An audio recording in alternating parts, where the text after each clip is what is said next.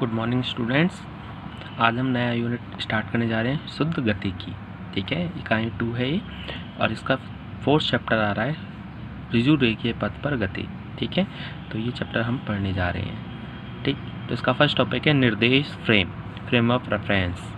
ठीक है, इसमें होता क्या है, जो स्थिति होते हैं XYZ बिंदु, ठीक है, वो समय के साथ लिए जाते हैं। ठीक है, निर्देश फ्रेम यानी हर एक समय पर हर एक क्षण आपको ये पता होना चाहिए कि किसी भी वस्तु की क्या स्थिति है, यानी क्या किस बिंदु पर है वो स्पेस में, आकाश में। ठीक है, तो ये फ्रेम ऑफ रेफरेंस है। एक ऐसा निर्देशांक निकाय जो कि समय के साथ किसी वस्तु की स्थिति को व्यक्त करे निर्देश फ्रेम कहलाता है। इसे समय आकाश निर्देश फ्रेम भी कहते हैं। माना मूल बिंदु के सापेक्ष, ठीक है, तो एक लाइन में ये और लिखा देंगे कि ये होता है। माना मूल बिंदु के सापेक्ष किसी कण की प्रारंभिक स्थिति अर्थात t=0 पर x1 y1 z1 है तथा t=4 सेकंड बाद उसकी स्थिति x2 y2 z2 हो जाती है, तब इसके निर्देश फ्रेम निम्न प्रकार से होंगे। तो x1 y1 z1 कब, जब समय 0 था तो 0 लिख दिया। इससे इसकी स्थिति हो गई x2 y2 z2 4 जब समय 4 सेकंड हो गया। ठीक है, तो इसमें अब बिंदु के साथ साथ क्या और दिखा देंगे, समय को भी दिखा देंगे। मूल बिंदु 0 0 0 है। ठीक है, तो t=0 पर निर्देश फ्रेम x1 y1 z1 और 0 और t=4 पर निर्देश फ्रेम x2 y2 z2 4। ठीक, तो निर्देश फ्रेम है क्या, x y z t, समय के साथ उसकी स्थिति। ठीक, तो ये चीज़ है। अब आते हैं छोटे छोटे टॉपिक्स जो आप पहले भी पढ़ चुके होंगे। ठीक है, दूरी एवं विस्थापन, चाल तथा वेग। ठीक, ऐसे टॉपिक। दूरी पे आते हैं। दूरी है क्या, एक अदिश राशि होती है। किसी वस्तु द्वारा तय किए गए पथ की लंबाई को दूरी कहते हैं। यह एक अदिश राशि है। यह शून्य या धनात्मक हो सकती है, परंतु यह ऋणात्मक नहीं हो सकती। ध्यान रखना, कुछ बुकों में ये लिखा होगा कि यह शून्य नहीं हो सकती, जबकि ऐसा नहीं है, शून्य हो सकती है। ठीक है, उदाहरण, माना कोई वस्तु बिंदु A से B 3 मीटर तथा बिंदु B से C 4 मीटर तक जाती है। A से भी 3 मीटर गई और फिर वापस इधर B से C आ गई 4 मीटर। ठीक है, तो कुल कितनी दूरी तय कर ली, 3 + 4। ठीक है, पथ की लंबाई यानी यहाँ से यहाँ तक पथ की लंबाई क्या होगी, 3 + 4, जिसका पथ चित्रानुसार है। तब वस्तु द्वारा तय दूरी 3 + 4 7 मीटर। ठीक है, मात्रा क्या होगा, मीटर में ले लेंगे। चलो, दूरी क्या है यहाँ, AB + BC, ये तय की गई। ठीक, तो ये हो गया। हम बढ़ते हैं नेक्स्ट आगे विस्थापन पर। तो विस्थापन क्या है, किसी गतिमान वस्तु की अंतिम स्थिति व प्रारंभिक स्थिति के बीच की न्यूनतम दूरी को विस्थापन कहते हैं। यानी अंतिम स्थिति और प्रारंभिक स्थिति पता हो, उनके बीच की दूरी, चाहे प्रारंभिक पहले ले लो अंतिम बाद में ले लो, उससे कोई फर्क नहीं पड़ेगा, दोनों के बीच की जो न्यूनतम दूरी होगी वही विस्थापन है। यह एक सदिश राशि है।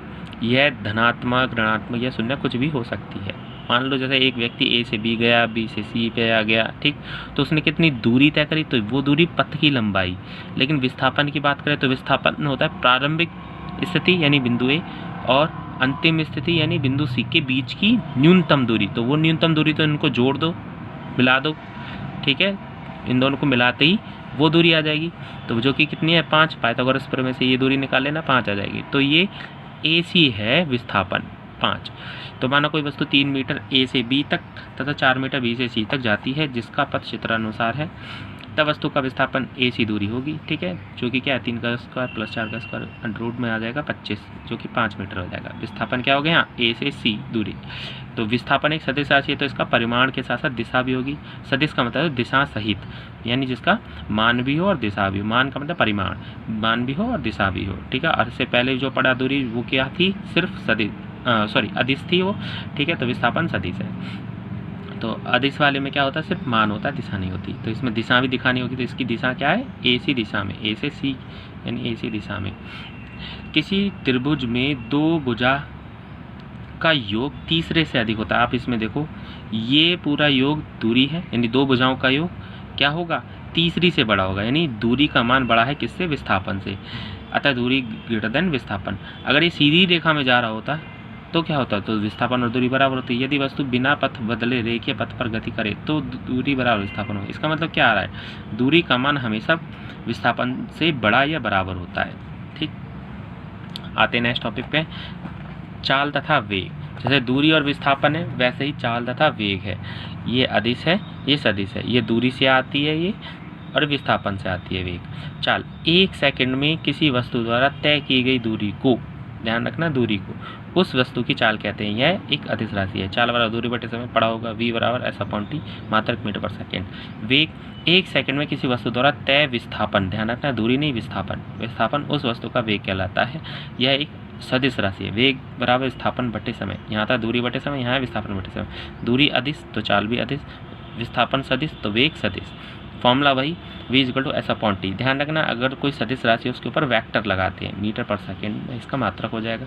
जैसे हमने यहाँ दिखाया भी कि AC दिशा में अगर मैं कोई सिंबल से दिखाऊं D से, तो D वेक्टर लिखूंगा 5 मीटर AC दिशा में, या फिर उस दिशा में जो भी एकक सदिश होगा वो सदिश दिखा देंगे। ठीक है, एकक सदिश वेक्टर ये सब आप पढ़ोगे, आगे भी आएंगे अभी।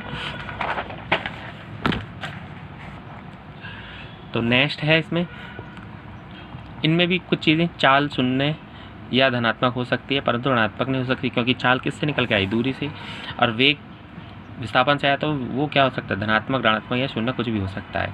तो दूरी भी यहाँ क्या होते हैं, ऋणात्मक इक्वल टू विस्थापन होती है, जानते हो। तो इसलिए चाल का मान हमेशा वेग से बराबर या बड़ा होता है। ठीक है, अगर समान डिस्टेंस और टाइम इंटरवल की बात कर रहे हो तब। ठीक है, अब आते हैं मध्य चाल तथा मध्य वेग। माध्य वेग, औसत चाल या औसत वेग भी बोल सकते हैं इसको। ठीक है, average speed and average velocity. तो ये क्या है, कभी कभी क्या होता है, एक बिंदु से दूसरे बिंदु यानी निश्चित पथ पर क्या होता है, किसी वस्तु का, गतिमान वस्तु का जो वेग है वो नियत नहीं होता, बदलता रहता है। तो उस कंडीशन में हम उसका औसत वेग लेते हैं। ठीक, जब कोई गतिमान वस्तु किसी निश्चित दूरी को भिन्न भिन्न चालों द्वारा तय करती है, अर्थात इस निश्चित दूरी में उसकी चाल नियत नहीं होती है, तो वहाँ माध्य या औसत चाल का प्रयोग करते हैं। है क्या, यह एक अदिश राशि है, यह धनात्मक या शून्य हो सकती है, परंतु ऋणात्मक नहीं। ठीक है, वो आप जानते हो चाल है जो कि ऋणात्मक नहीं होती है। तो माध्य या औसत चाल क्या होता है, कुल चली दूरी बटे कुल लगा समय। ठीक, v बार लिखा दो या v एवरेज दिखा दो, एवरेज दिखा तो ज़्यादा बेटर है। डेल्टा s/t कुल चली दूरी बटे कुल लगा समय, डेल्टा s/t मात्रक मीटर पर सेकेंड ही है। ऐसी माध्य वेग ये एक सदिश है, ध्यान रखना।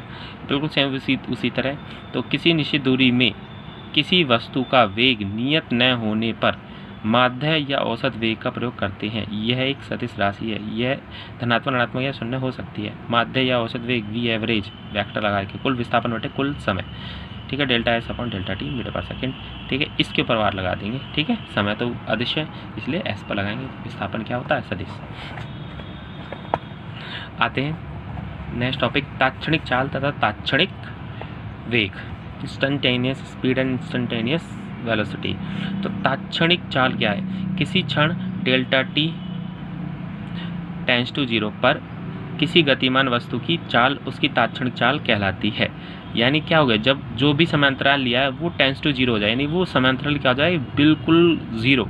तो एक बिंदु पर जो भी, यानी एक क्षण पर जो भी वेग होगा, ये चाल होगी, वो आ जाएगी। ठीक है, तो उसके लिए हम क्या करते हैं, डेल्टा s/t जो कि औसत वेग है, उसमें डेल्टा t टेंड्स टू 0 कर दो। डेल्टा t टेंड्स टू 0 यानी डेल्टा t अगर 0 हो जाएगा, यानी समय अंतराल ही कम हो जाएगा, तो उस कम समय अंतराल में, लगभग शून्य समय अंतराल में जो भी उसने दूरी तय की वो उसकी तात्क्षणिक चाल होगी। ठीक है, तो जो उस समय पर जो भी इसकी चाल है वो आ जाएगी। तो v = limit delta t tends to 0, यहाँ हम लिमिट लगा रहे हैं, सीमा का यूज़ कर रहे हैं। ठीक है, तो डेल्टा s/t इस पूरी वैल्यू को बोलते हैं हम अवकलन। अवकलन यानी डेरिवेटिव d/dt, वो भी किसका, s का। ठीक, मीटर पर सेकेंड। ठीक, इस पूरे को बोल देंगे d/dt s, ds/dt। यह एक अदिश राशि। वैसे ही तात्क्षणिक वेग निकालेंगे, ये सदिश राशि आ जाएगी। किसी क्षण डेल्टा t 0 पर किसी गतिमान वस्तु का किसी क्षण पर, मोमेंट पे, एट ए मोमेंट पर हम बात करते हैं। ठीक है, पहले इसको बता देता हूँ फिर बताते हैं इसको, का वेग उसका तात्क्षणिक वेग कहलाता है। यह एक सदिश राशि है। तात्क्षणिक वेग क्या होगा, बिल्कुल सेम ऐसे ही, बस वेक्टर लगा होगा, limit delta t tends to 0 delta s/t d vector s/dt metre पर सेकेंड।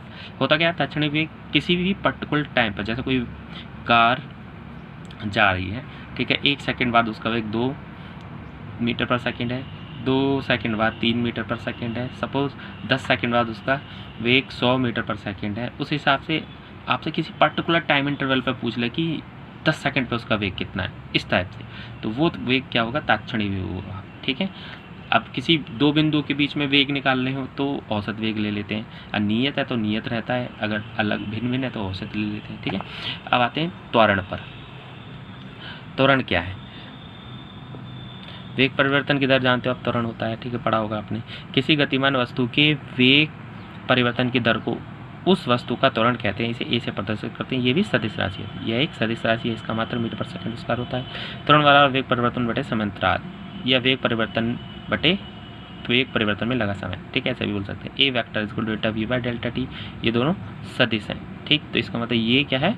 वेग है। ध्यान रखना है, यहाँ चाल परिवर्तन नहीं है, वेग परिवर्तन, तो सदिश ही लेते हैं, त्वरण सदिश होता है। v2 minus v one upon delta t, या t2 माइनस t1 भी लिख सकते हैं समांतराल, ठीक। अब इसके बारे में, यदि a इज इक्वल टू 0 तो वस्तु की गति एक समान गति होगी, यानी नियत गति होगी। यदि a का मान 0 से बड़ा है यानी धनात्मक, तो वस्तु की गति त्वरित गति है, अर्थात उसका वेग बढ़ता जाएगा। यदि a is equal less than 0 तो ऋणात्मक होगा, तो वस्तु की गति मंदित गति है, अर्थात उसका वेग घटता जाएगा। मंदित गति है तो उस समय हम त्वरण को मंदन भी बोल देते हैं, ठीक है। हालांकि त्वरण को त्वरण ही रहने दें, मंदन का वर्ड का मतलब होता है कि त्वरण क्या है, घट रहा है, ठीक। आते हैं नेक्स्ट टॉपिक, औसत त्वरण पर, एवरेज एक्सेलरेशन।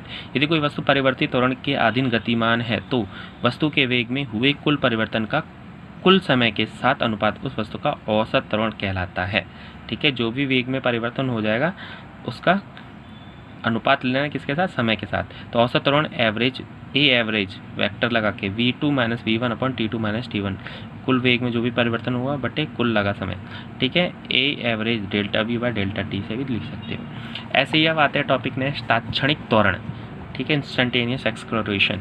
किसी क्षण डेल्टा टी टेंड्स टू 0 पर जो भी त्वरण होगा वो तात्क्षणिक त्वरण पर किसी गतिमान वस्तु का त्वरण, यानी किसी भी क्षण की बात करें, त्वरण उसका तात्क्षणिक त्वरण कहलाता है। तात्क्षणिक त्वरण क्या होगा? लिमिट ले लेंगे इसमें, a vector is equal to limit delta t tends to 0 delta v by delta t, ठीक है। वही फॉर्मूला जो ऊपर पढ़ा हमने, लेकिन बस लिमिट लगा दी। और इसको हम बोलते हैं derivative, d upon d t, तो किसका? वो वी का, d v by d t, d v vector by d t, ठीक। तो परंतु वी के बारे में हमने ऑलरेडी पढ़ चुके हैं, क्या? D s by d t होता है, ठीक। तो ये मान यहाँ रख देंगे वी की जगह, तो ए वैक्टर क्या आ जाएगा? डी अपॉन डी टी, और वी की जगह d s by d t रख दिया। तो यहाँ मल्टीप्लाई करेंगे तो d upon d t square बनेगा, d square upon d t square, ठीक। और s ऐसे ही रहा, ठीक। तो ये सेकंड डेरिवेटिव हो गया, तो vector is equal to d square s upon d t square, ठीक है। इस तरीके से पढ़ते हैं इसको हम, ये भी अवकलन का ही पार्ट है, ठीक है। आज स्टूडेंट, आज के लिए इतना ही, बाकी हम कल पढ़ेंगे।